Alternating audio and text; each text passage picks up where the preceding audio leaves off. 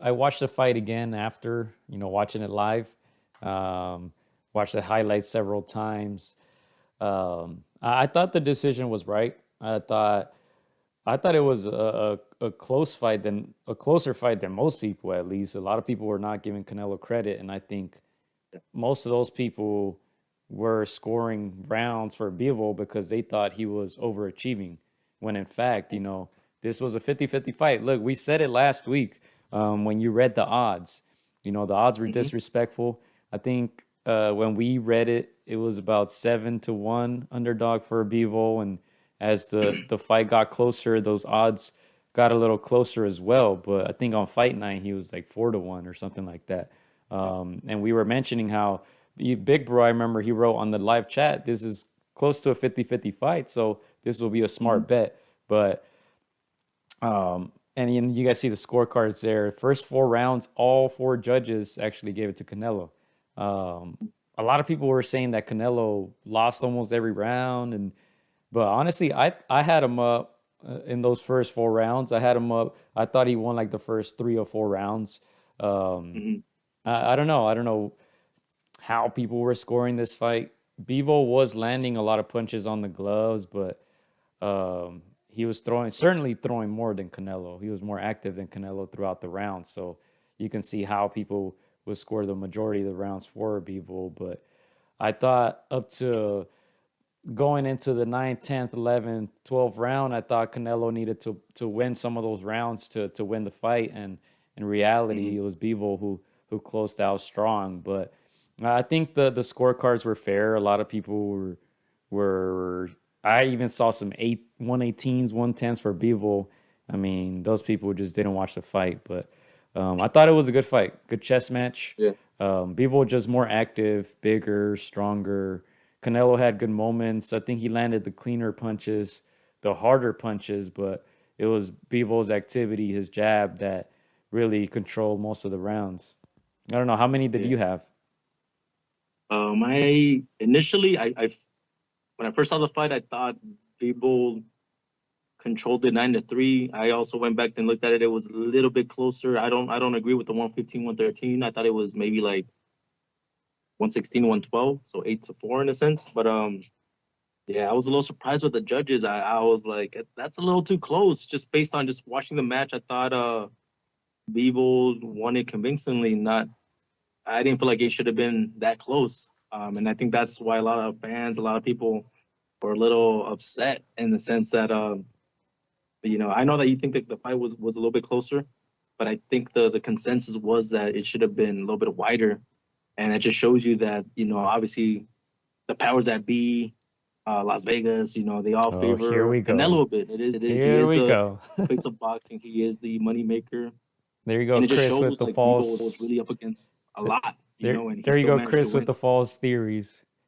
I think, I didn't catch this live, but Chris was one of those people who said, well, yeah, Bivol is not going to win the decision in Vegas. So I think we can put I don't that to think so. rest. Hey, and it Where shows do me people that get these things that from? I don't it's understand. a little bit closer than I feel like it should have been. Hey, stop listening Again, to it ESPN, was Chris. Stop listening to again. ESPN. I do agree that Canelo did land the powerful shots, not as cleanly as I feel like you say, but he did land like the more powerful shots. Bivol's not known for you can say that outright power, but he is a very strong guy for his size. But this brings me to my next question, Gio. We also do know that Canelo changed to a vegan diet, prior to this fight. Do you feel like that could have affected his strength? Did you feel like he was just as strong? Do you feel like maybe he didn't look as strong, as powerful as before? What were your thoughts on that? Do you think that affected him at all? Needs that carne, man.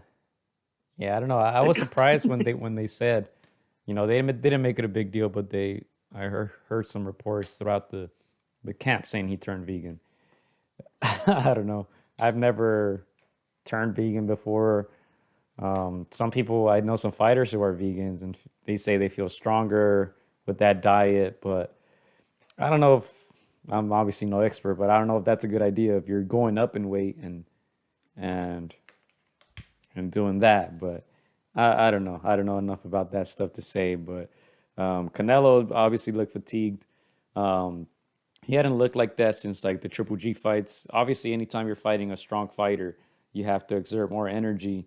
In this case, he was fighting a bigger, stronger guy, and he came out throwing very hard punches. Essentially, all Canelo punches are power punches. So Yeah, I think once we found out that he couldn't stop Bivol, it was like, okay, he needs to rack up the points, and I don't think Canelo's used to that. He's used to breaking guys down round by round. Against everybody, he gives away rounds against Billy Joe, against Plant, but in reality, we kind of knew how those fights would end.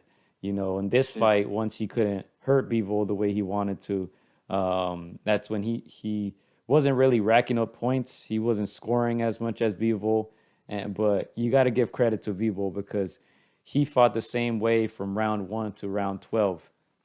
He was always consistent with the jab, defensively responsible. He took some big shots, but he took them well.